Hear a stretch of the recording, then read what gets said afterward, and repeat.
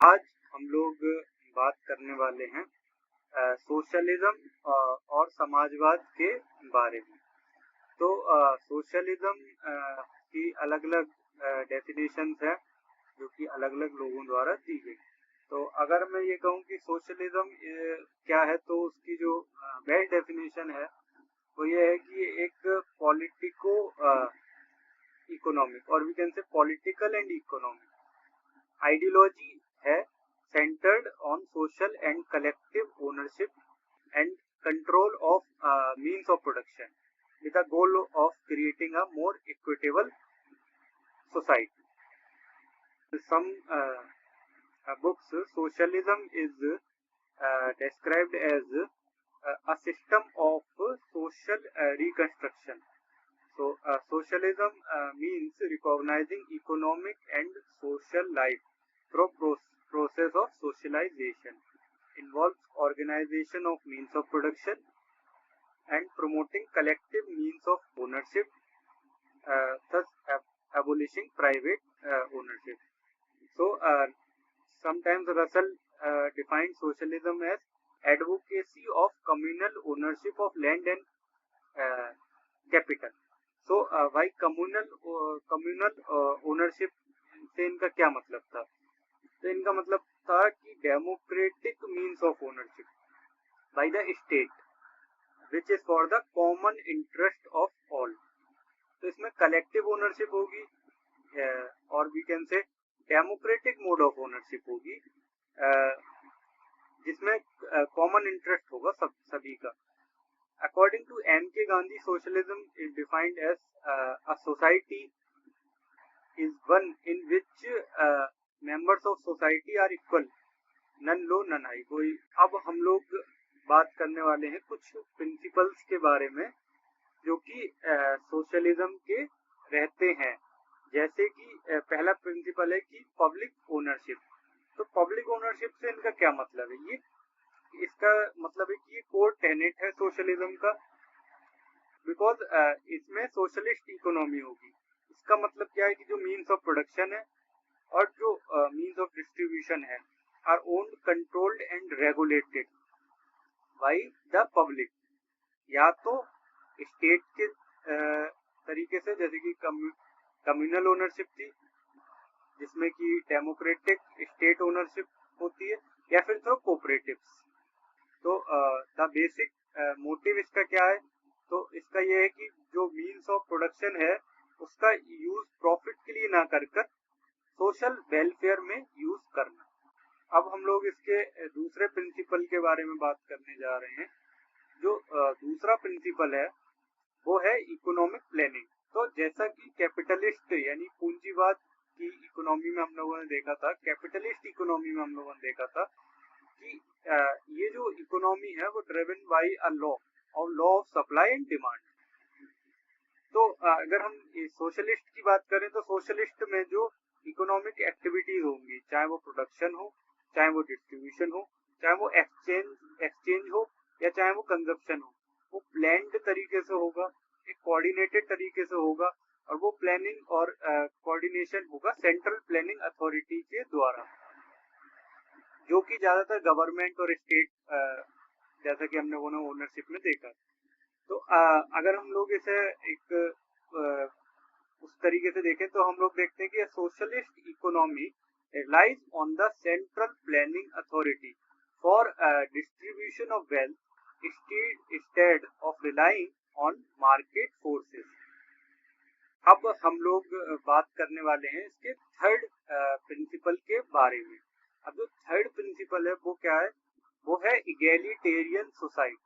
तो egalitarian society में क्या है कि सोशलिज्म अगर हम बात करें तो ये जो है कैपिटलिज्म के अगेंस्ट एक चीज हुई थी। जो कैपिटलिज्म में इनइक्वालिटी बढ़ना और कुछ एक्सप्लॉयटेशन होना जो लेबर क्लास है उसके अपोज में ये सिस्टम डेवलप हुआ। तो ये जो अर्ली कैपिटलिज्म में जो इनइक्वालिटी वगैरह थी उसके अपोज में ही हुआ है। तो ये एम इसका हो गया कि ये एक इगैलिटेरियन सोसाइटी को बनाए जहां कोई क्लास बेस्ड सिस्टम ना हो। और we can say class based discrimination system ना हो। तो अगर हम लोग बात करें आइडियली जो इगैलिटेरियन सोसाइटी है वो होती क्या है, जहां all the people with in a socialist economy should have an economic equality, जहां सब लोगों के पास एक इकोनॉमिक इक्वालिटी हो। अब हम लोग बात करने वाले हैं इसके चौथे प्रिंसिपल के बारे में। जो इसका चौथा प्रिंसिपल है वो है प्रोविजन ऑफ बेसिक नीड्स। तो अगर हम लोग बात करें प्रोविजन ऑफ बेसिक नीड्स की, तो इन अ सोशलिस्ट इकोनॉमी, अगर हम लोग एक सोशलिस्ट इकोनॉमी की बात करें, द बेसिक नीड्स क्या क्या होती है, जैसे कि food, shelter, clothing, education, health, employment.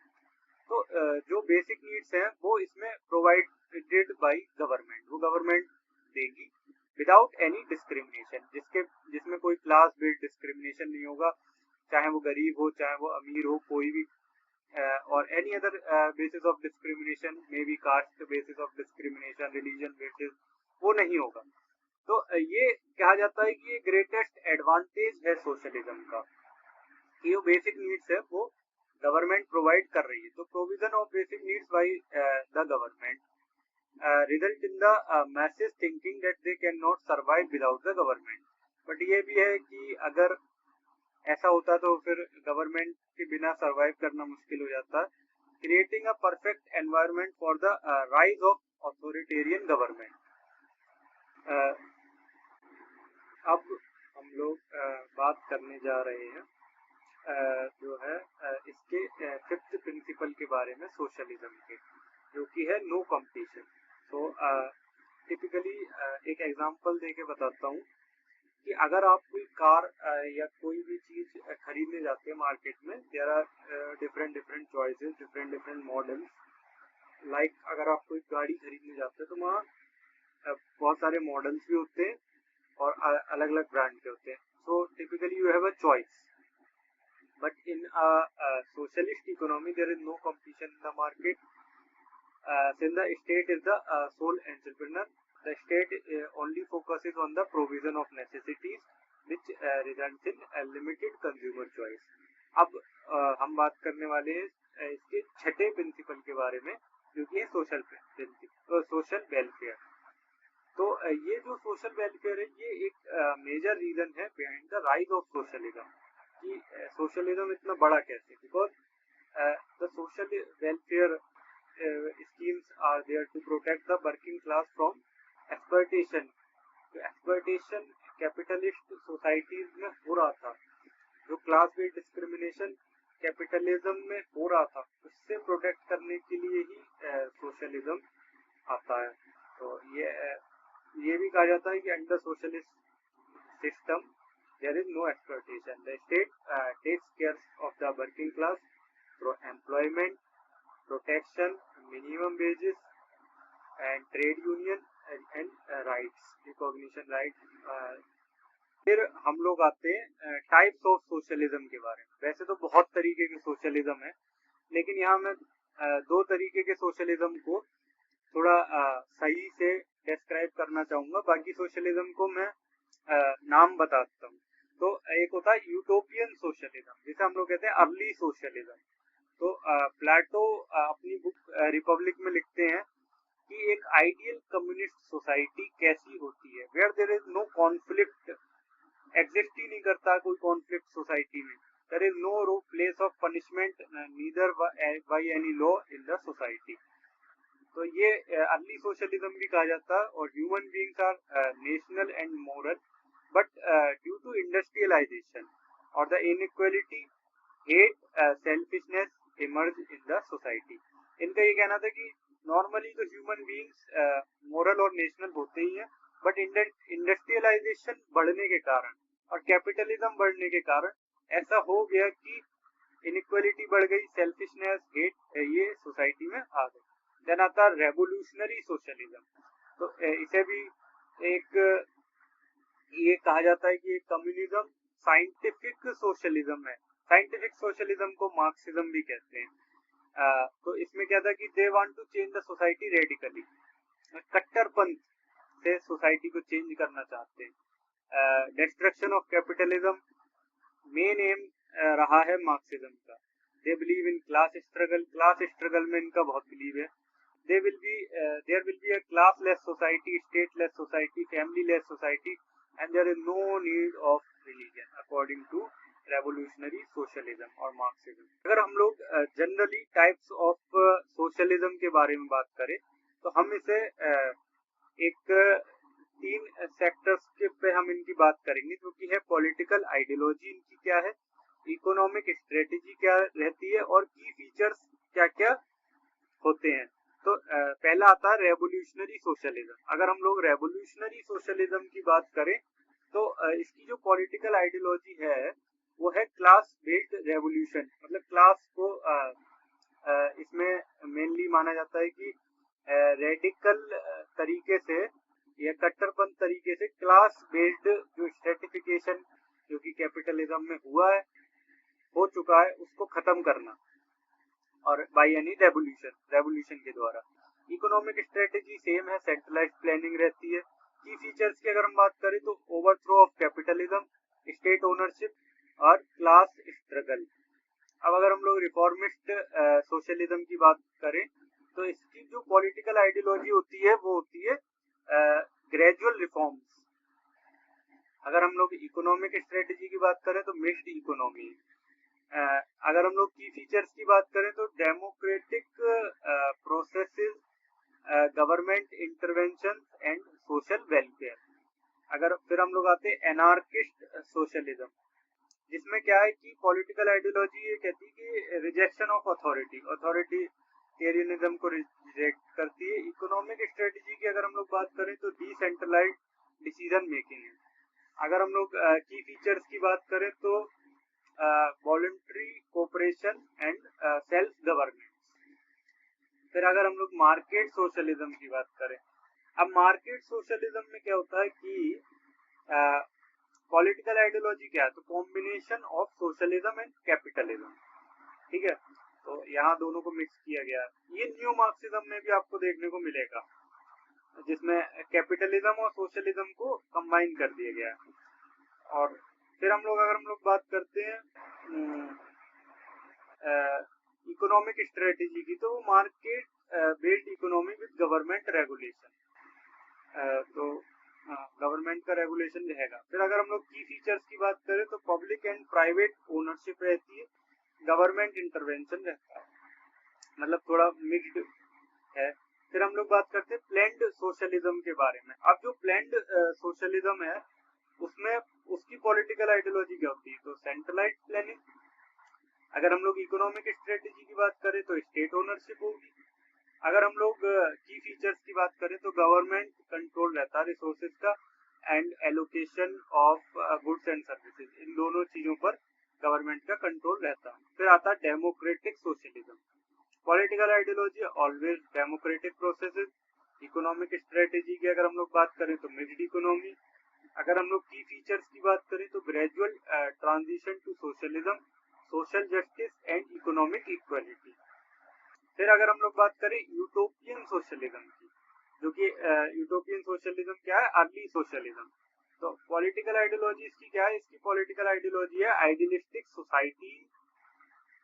Economic strategy है communal living and key features है कोऑपरेशन, इक्वालिटी एंड हार्मनी. फिर अगर हम लोग साइंटिफिक सोशलिज्म की बात करें जिसे तो इसमें पॉलिटिकल आइडियोलॉजी है Marxist analysis. Economic strategy centralised planning ही है, और की फीचर्स है class struggle, revolution and state ownership. फिर आता है एक last, that is Christian socialism. तो पॉलिटिकल आइडियोलॉजी क्या है, जो क्रिश्चियन प्रिंसिपल्स है वो ही रहेंगे. इकोनॉमिक स्ट्रेटेजी तो मिक्स्ड इकोनॉमी होगी and key features are social justice, equality and Christian values, that is religion based values. अब हम लोग बात करते हैं पॉलिटिकल डिबेट क्या होती है सोशलिज्म पर या समाजवाद पर.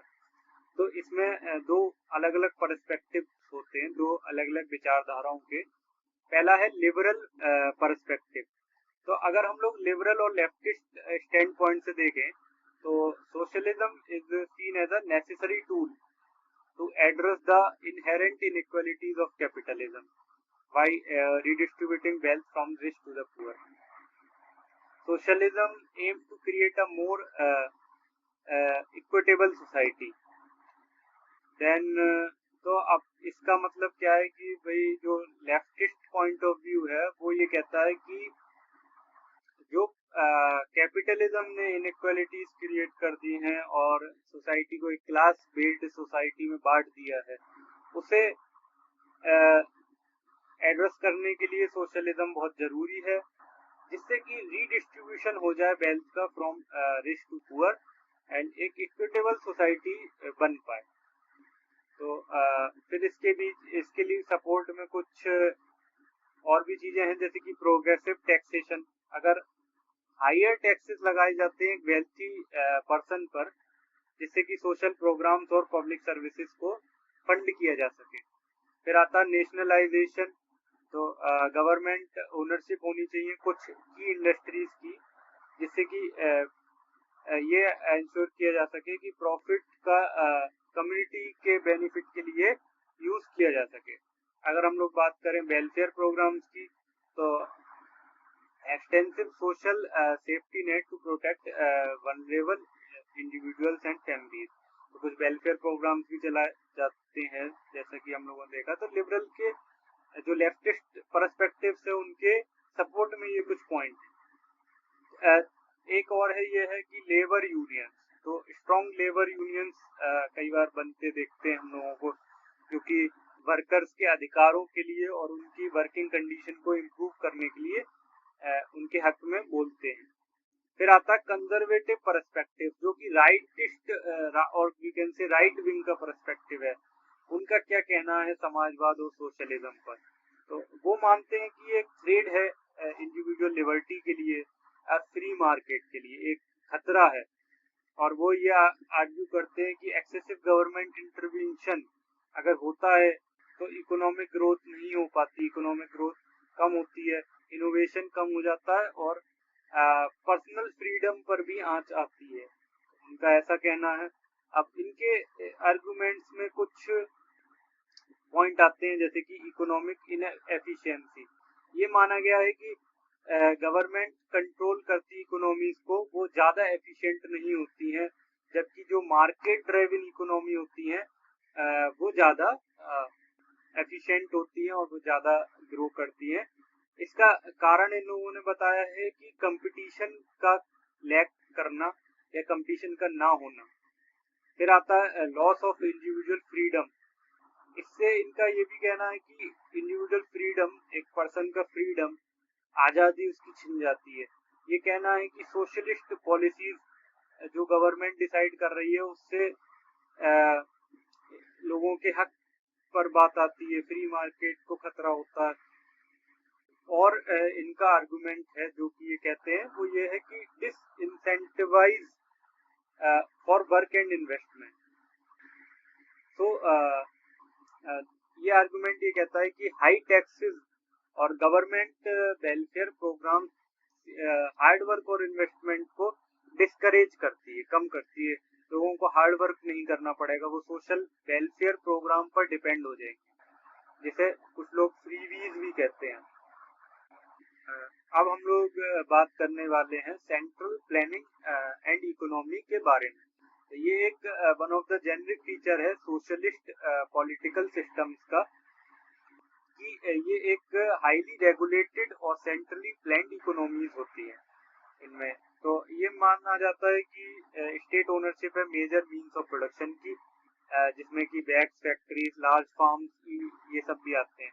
तो सेंट्रल प्लानिंग अडॉप्ट करी गई थी कैपिटलिज्म के अगेंस्ट, जिससे कि चेंज लाया जा सके इकोनॉमी में, सोशल वेलफेयर प्रोग्राम चलाए जा सके, और क्या होता है एक इक्विटेबल, ज्यादा इक्विटेबल सोसाइटी को बनाया जा सके। तो the aim was to subsume societal production within one enormous bureaucracy, this led to state owned monopolies and centrally planned command economy.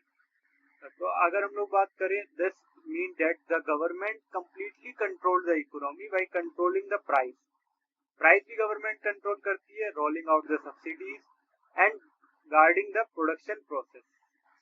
Then the objective of central planning was to upgrade production to the level that could take care of needs of all in the society. For example, Soviet leadership were aware for the hardship and poverty in the Russia. Therefore, the task was to create abundance. अब किसी भी socialist society की अगर हम बात करें तो इसमें सेंट्रल प्लानिंग को लाया क्यों जाता, सवाल ये उठता है कि सेंट्रल प्लानिंग इकोनॉमी की क्यों करनी है। तो इसका कहना ये है कि जो मेन एम है सेंट्रल प्लानिंग का वो ये है कि प्रोडक्शन, जो मीन्स ऑफ प्रोडक्शन को ओन करेगा स्टेट, तो उससे हम प्रोडक्शन को उस लेवल पे ले जा सके जो हमारी सोसाइटी की सारी नीड्स को पूरा कर सके।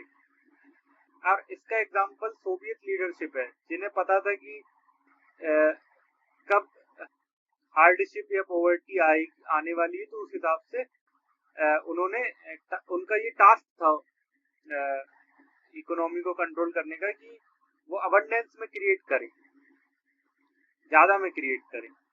तो the economy was geared up to generate enough resources for basic amenities of food, shelter and to provide social security in terms of medical care, education and transportation. अब इसका एक महत्वपूर्ण जो समय है वो देखा जा सकता है कोविड के टाइम पर। जब कोविड महामारी आई, एपिडेमिक आया, तो जो स्टेट रन सोसाइटी थी, या जो कह सकते हैं कि जो स्टेट ओनरशिप ऑफ इकोनॉमी थी, उसमें सेंट्रल प्लानिंग से ये करा गया कि एनफ मेडिकल इक्विपमेंट्स और ये सब प्रोवाइड करेगा गवर्नमेंट द्वारा, जिससे कि ज्यादा से ज्यादा लोगों की जान बच सकी।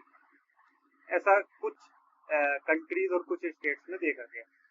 अब हम लोग बात करते हैं in principle the production in socialist society was driven by catering to the society rather than the market calculus of capitalist societies.